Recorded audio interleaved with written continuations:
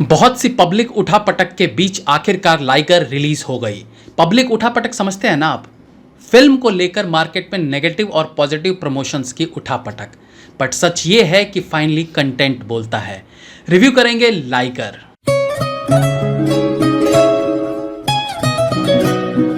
Liger film को pan India film कहा जा रहा है। क्यों कहा जा रहा है ये समझ नहीं आया।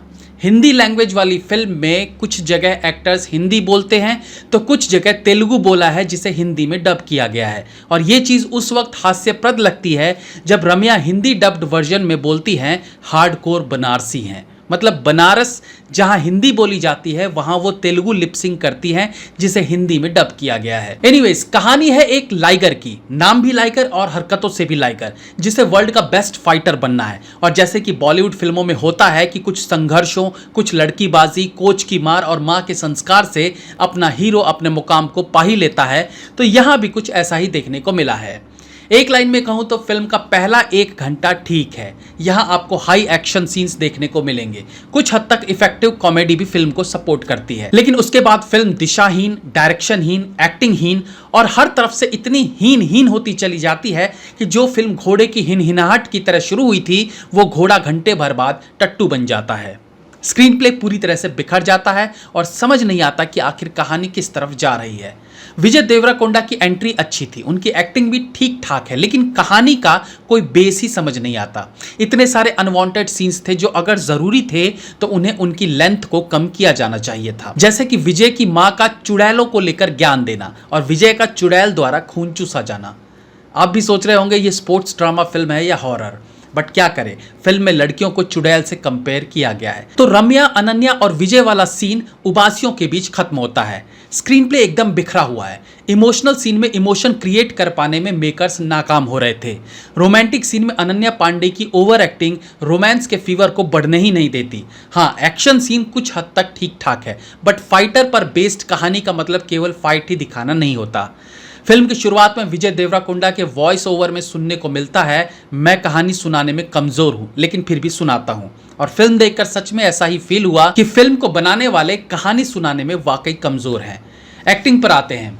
विजय देवराकोंडा एक अच्छे एक्टर हैं, तो कुछ हद तक वो अपने हकलेपन से इम्प्रेस करने में कामयाब रहते हैं। उनके हकलाने की वजह से कुछ कॉमेडी भी होती है, लेकिन बाद में एहसास हुआ कि उनका हकलाना नहीं होता तो फिल्म 20 मिनट और छोटी होती। अरे मजाक कर रहा हूँ। फिल्म के कुछ एक सीन्स में वो कबीर सिंह भी बनते दिखाई देते हैं। वहीं चंकी पांडे हाउसफुल के आखिरी पास्ता वाले किरदार में खोए हुए फील होते हैं। उनके बोलने के लहजे में अब भी वही टोन फील होता है। अनन्या पांडे, ये है डिस्कस करने लायक। अनन्या पांडे ने एक इंटरव्यू में कहा था कि गहराइया फिल्म में मेरे परफॉर्मेंस को देखकर बहुत लोगों ने मुझे अप्रिशिएट किया। उनके कॉल्स आते थे और कहते थे कि ये आपकी बेस्ट परफॉर्मेंस है।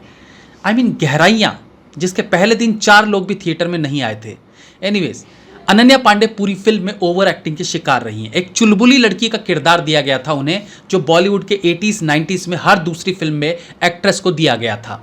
बहुत ही कॉमन सा रोल था, लेकिन एक्स्ट्रा एफर्ट दिखाती अनन्या पांडे पूरी तरह से निराश करती है। उनका एक इमोशनल सीन आने वाले समय में मीम का काम करेगा।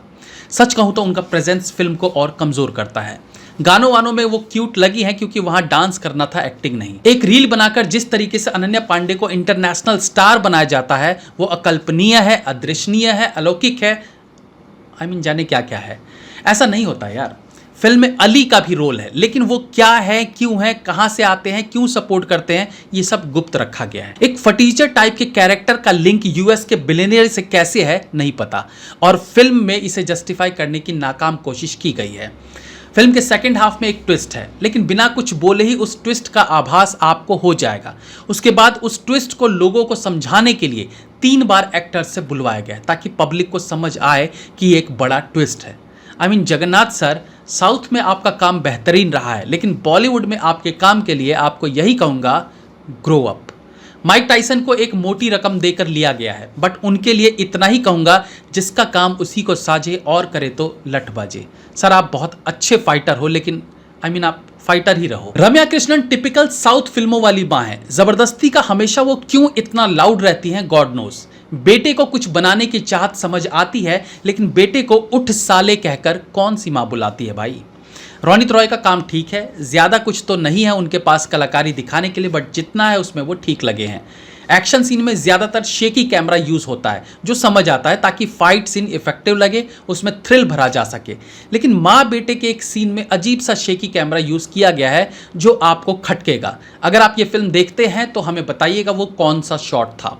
ओके, फिल्म का बीजीएम अच्छा है, हर एक्शन सीन के लिए अलग बीजीएम है और वो इम्प्रेसिव भी है। ओपनिंग क्रेडिट के विजुअल्स और बीजीएम अच्छे लगते हैं सुनने में। सुस्त डायरेक्शन, सुस्त स्क्रीन प्ले जैसी खामियों के बीच 2 घंटे 20 मिनट की ये फिल्म समाप्त होती है और हमारा रिव्यू भी। मेरी तरफ से 1.5 star. Have a nice day.